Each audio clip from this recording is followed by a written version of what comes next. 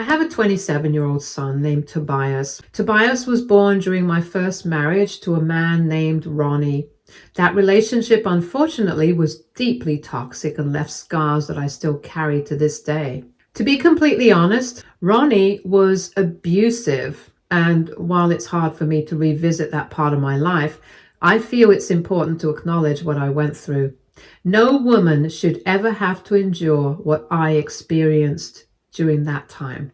When I first met Ronny, he seemed perfect. He was sweet, attentive, and full of charm. He knew exactly how to make me feel special, and for a time, I truly believed I had found someone who would cherish me. But everything changed after I became pregnant with Tobias. What started as a whirlwind romance quickly turned into a nightmare. We had a rushed wedding, and almost immediately afterward, Ronny began to show a side of himself that I had never seen before. At first, his behavior seemed like a concern for me. He wanted to know where I was and what I was doing at all times, and he framed it as him worrying about me and our baby. But soon his concern turned into controlling me. He would have a problem with me no matter where I went. He didn't trust me even when I gave him no reason not to. Slowly, he isolated me from my close friends who were my only support system. He discouraged me from seeing anyone, and over time he made it so difficult that I stopped trying altogether. Then he started pressuring me to leave my job. He insisted that working as a pregnant woman was too risky for the baby, even though there was no basis for his claim. He assured me that he would take care of me and that I didn't need to worry about anything. I foolishly believed him and gave up my job. Looking back, I realized how calculated it all was. By cutting off my financial independence, Ronny ensured that I was completely reliant on him. He wanted to strip me of my autonomy, bit by bit, until there was nothing left. At first, he would give me small allowances, usually around $50 to cover groceries or any personal needs. It wasn't much, but I made do because I didn't want to upset him. However, even that small allowance eventually stopped. He started accusing me of buying unnecessary things and wasting his money as though I wasn't entitled to even the basic necessities in life. Being pregnant is a vulnerable time for any woman, and cravings are a normal part of the experience. But whenever I mentioned wanting something, a particular food or even just a small treat, Ronny would brush it off. He refused to buy me anything, claiming that my cravings were childish and immature. It was humiliating and degrading to constantly beg for essentials, only to be dismissed or criticized. The later months of my pregnancy was some of the hardest. My body was exhausted, my legs ached constantly, and even moving around the house became a struggle. I could barely stand on my feet for long, let alone cook meals or clean the house. Instead of understanding or offering help, Ronny became more abusive. He would literally demand that I continue to cater to his needs no matter how much pain or fatigue I was experiencing. He would tell me how I was just sitting on the couch and doing nothing the whole day, so the least I could do was cater to him no matter what. On days when I couldn't keep up, his anger would boil over. He would yell at me, calling me a bad wife and accusing me of being lazy and ungrateful. He would threaten to kick me out onto the streets in the cold, saying I had better step up or I'd be left with nothing. Those threats were terrifying because I knew how dependent I had become on him after the pregnancy. Whenever I broke down and cried, pleading with him to understand how hard things were for me, he would lash out physically, punching me in the face or shoving my face to the walls. He'd tell me that being pregnant didn't make me special, that I wasn't some queen deserving of sympathy, and that I needed to stop acting like a baby. In those moments, I felt utterly dehumanized. I was carrying his child, enduring the physical and emotional toll of pregnancy, and yet he treated me as though I was nothing more than an inconvenience. The fear, the humiliation, and the pain all compounded into a suffocating sense of hopelessness. Every day felt like a battle for survival. My only hope was that once Tobias was born, maybe things could somehow change. Looking back now, I realize how trapped I was and how much strength it took just to endure those days. To be honest, if I had a supportive family, I wouldn't have stayed with Ronnie for as long as I did. I would have packed my bags and left the moment things started going downhill, but life didn't give me that option. My mom had passed away years earlier, and my dad was a drug addict, someone who only reached out to me when he needed any money. He was a leech, plain and simple, and never someone I could rely on for help or support. Beyond that, I didn't have any close relatives who could offer me a lifeline. I was out of a job, pregnant, not to leave alone. So staying with Ronnie felt like the only choice I had, as terrible as it was. When Tobias was born, I hoped, just maybe, Ronnie would change. I prayed constantly that becoming a father would soften him, that he'd see his son and realize the joy and responsibility of raising a child. But abusive men seldom change, and Ronnie was no exception. Ronnie made it painfully clear that he had no interest in being a dad. He couldn't even bring himself to hold Tobias for longer than 5 minutes. He didn't change a single diaper, didn't stay up during sleepless nights, and never comforted him when he cried. Every little task that came with having a newborn fell on my shoulders, and I bore it all alone.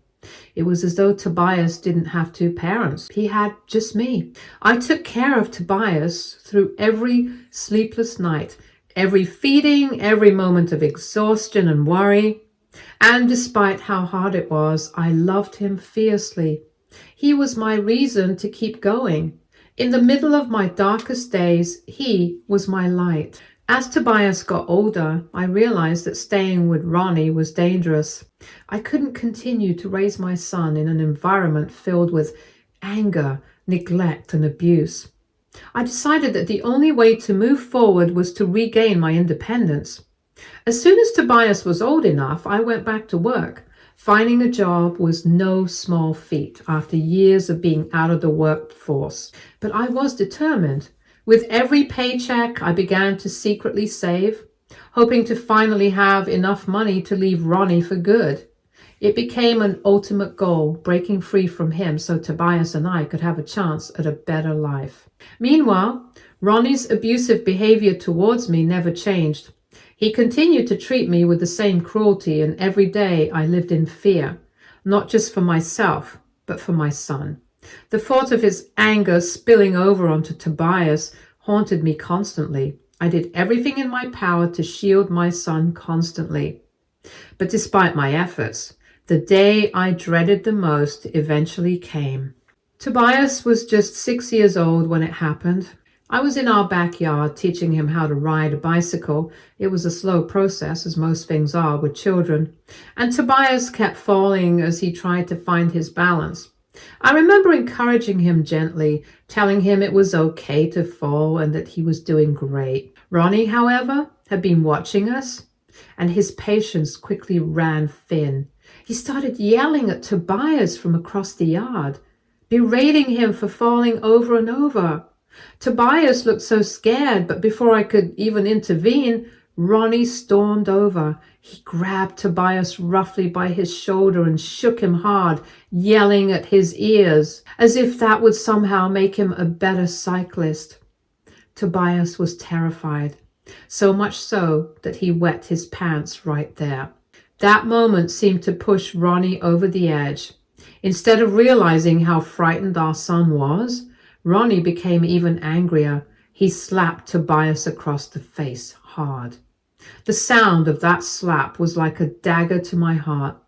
Tobias burst into tears, and I could see the fear and confusion in his little eyes. I didn't think, I just acted. I pushed Ronnie aside and pulled Tobias into my arms, holding him close and whispering to him that he was safe, that I wouldn't let anything else happen to him. But Ronnie wasn't done. He started punching and kicking me, landing blows on my back as he shouted vile things. He called me an incompetent and soft mother and blamed me for why Tobias couldn't ride a bike yet, as if it was some grand failure on my part. That night, after what had happened in the backyard, my body was covered in bruises. I looked at myself in the mirror and knew I couldn't hide my bruises anymore. I was terrified of going to work the next day, afraid of how my co-workers might react if they noticed the marks on my skin. But that fear paled in comparison to the overwhelming realization that hit me. I couldn't live like this anymore. I didn't want to spend another day terrified, humiliated, and broken, not for myself and certainly not for Tobias. That night, I made a decision. I was done. I was going to leave Ronny no matter the cost. The next morning, while Ronny was at work, I quickly packed up whatever I could fit into a few bags. I made sure to gather Tobias's essentials too, as quietly as possible so I wouldn't raise suspicion with the neighbors. My heart was pounding the entire time. Before leaving, I left Ronny a note. It was short and to the point. I told him I was done with our marriage, I couldn't live like this anymore, and that I wanted a divorce. Then, with Tobias holding my hand, I walked out the door. We went to a nearby motel, just far enough to feel some distance from Ronny, but close enough that I could figure out my next steps. As soon as we got to the room, I turned off my phone. I knew Ronny would be furious when he came back home to find us gone, and he would start to call and text me in anger. I wasn't prepared to face his anger just yet. That night, for the first time in years, Tobias and I slept peacefully at the motel. There was no yelling, no fear, no chaos, just peaceful silence. It was the first glimpse of the life I wanted for us, a life free from Ronny's control. Lying there in that motel room, I felt even more sure that leaving my ex was the right decision. The next morning, I made the mistake of turning my phone back on, and as soon as I did, it was flooded with hundreds of messages and voicemails from Ronny. Each one was more vile and threatening than the last. He cussed me out, calling me every horrible name he could think of. He said he would kill me, that I was a worthless excuse for a wife and mother, and that he would take Tobias away from me. The messages sent chills down my spine, but I tried to stay calm, reminding myself that I needed to be strong. What I didn't know was that Ronny had been keeping an even tighter grip on me than I realized. At some point during our marriage, he had secretly shared my phone's location with his device. I had no idea that he'd been tracking me at all times. When I turned on my phone's location services that morning, I unknowingly made it easier for him to pinpoint where I was. And that's how he found me, at the motel, and immediately came over to confront me. When I saw him standing outside the door, my stomach dropped. The terror I felt at that moment was indescribable. He banged on the door, screaming at the top of his lungs and threatening to break it down if I didn't let him in. The chaos he was causing was so loud that I felt I had no choice but to open the door, hoping to de-escalate the situation. As soon as I did, he stormed in and started kicking and punching me relentlessly. I fell to the floor, crying and begging him to leave me alone, but he didn't stop. Tobias, hearing the commotion, ran over to try to protect me. My sweet boy, only 6 years old, came crying to my side, begging Ronny to stop hurting me. But Ronny's anger turned towards Tobias. He kicked him and yelled at him for interfering with us. Seeing him hurt my son like that gave me the strength to push past the fear. I immediately grabbed Tobias and ran to the washroom, locking the door behind us. Inside, I held Tobias close, trying to comfort him while my mind raced. I was terrified Ronny would break down the door, but I knew I had to act fast. I dialed 911, my hands trembling as I explained what was happening. Hearing Ronny shouting outside the bathroom, still threatening to kill both of us, was horrifying. But the dispatcher assured me that help was on the way. When the police arrived, Ronny was finally arrested. Even as they were taking him away, he kept shouting that he would kill me and Tobias once he got out. His words sent chills down my spine, but I knew this was my moment to break free. I couldn't let fear paralyze me anymore. That week, I filed for divorce and obtained a restraining order against Ronny. I hoped that this would finally put an end to his reign of terror, but to my dismay, he wasn't sentenced to prison despite everything he had done. He was released with no real consequences for his actions, which only reinforced my fear of how the justice system often fails survivors of abuse. During the divorce proceedings, Ronny did everything in his power to drag things out and make the process as difficult as possible. But after months of fighting, I was finally free. Once the divorce was finalized, I made a decision to leave the city entirely. I wanted to start over, far away from the memories of that traumatic chapter. Tobias and I packed up and moved to a new place where we could rebuild our lives. With the restraining order we had against Ronny, I knew he could not trouble us anymore. Over the years, life slowly began to improve. I met my second husband, Henry, a kind and compassionate man who showed me what love and respect truly look like. Henry has been a blessing in our lives. He not only supported me through my healing journey, but also stepped into the role of a father for Tobias without hesitation. He treated Tobias as his own son, giving him the love and stability that Ronny never could. When Tobias went to college, Henry was there every step of the way to help support him.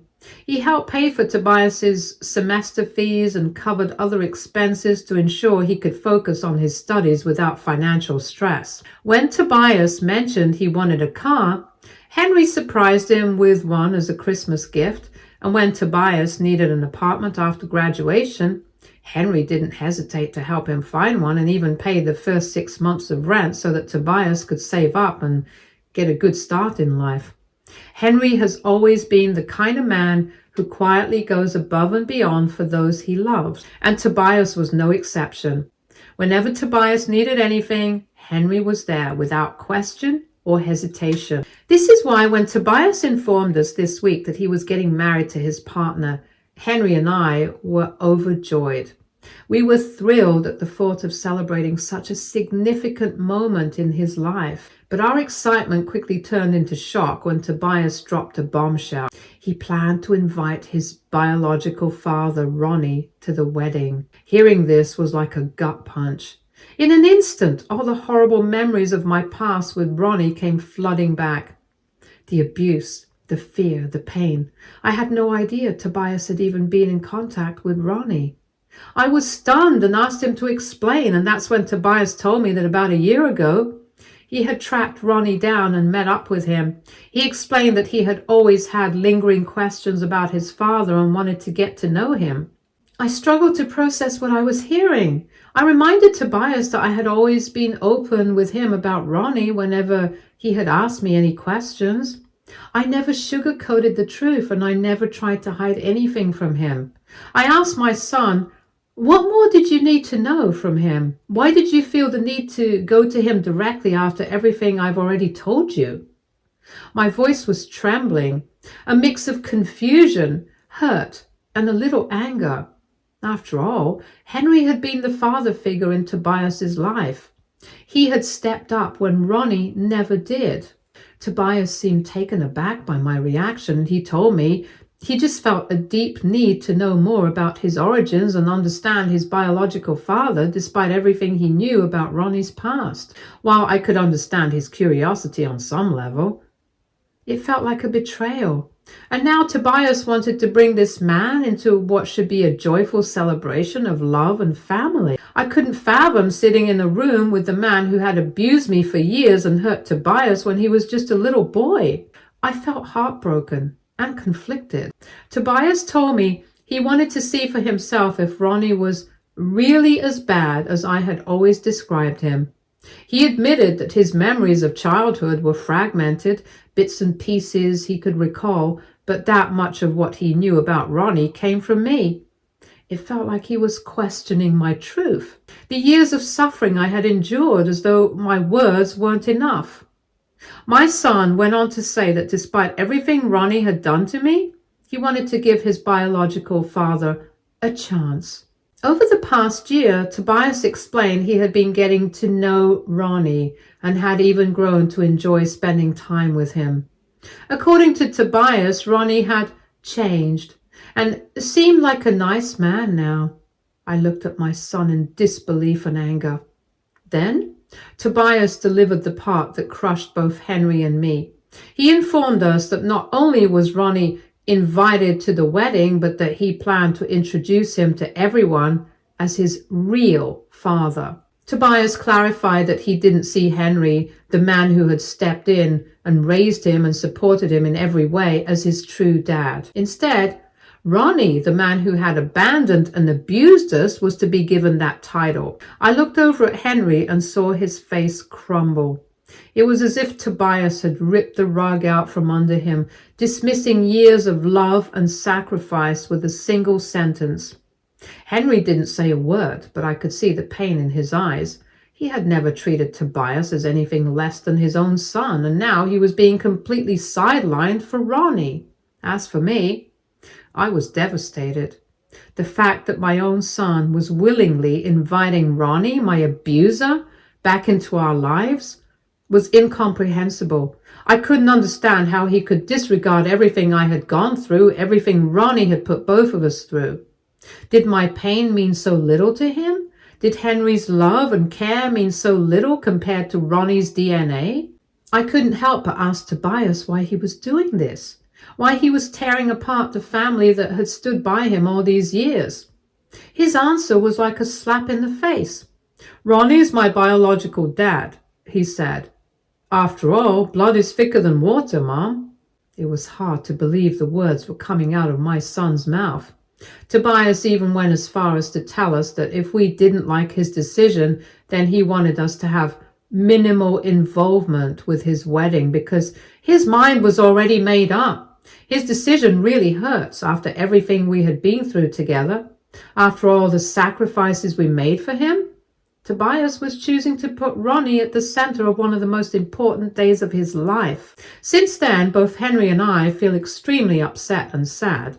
However, Tobias now feels that we are not being supportive enough of his decision. AITA? For those wondering about the restraining order against Ronny, yes, it has expired by now. When I left Ronny all those years ago, I not only got the restraining order, but also moved to an entirely new city. I thought I had done enough to protect myself and Tobias.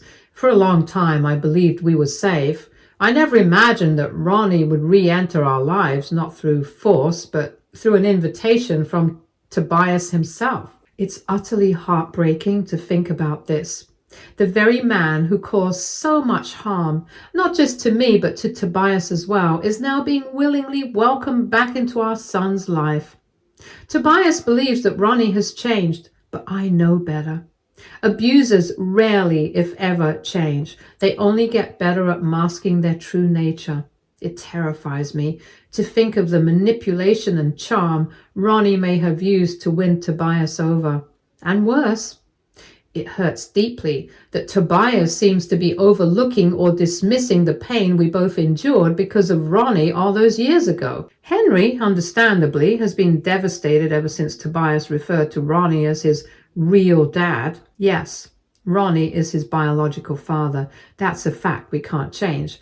But Henry has been the one to love, nurture, and raise Tobias as his own all these years. He never once treated Tobias any differently, even though he isn't his biological father. Henry was the one who paid for his college, bought him a car, helped him find and fund his first apartment, and supported him in every way a father could. For Tobias to diminish all of that has left us both reeling. What's even harder is how this was all sprung on us out of nowhere. There was no conversation, no warning beforehand. Just a shocking announcement that Ronny had been in Tobias's life for a year and would be invited to the wedding as his real father. Tobias's declaration that blood is thicker than water felt like a slap in the face. Also, erasing the years of love, care, and stability that Henry and I have worked so hard to provide.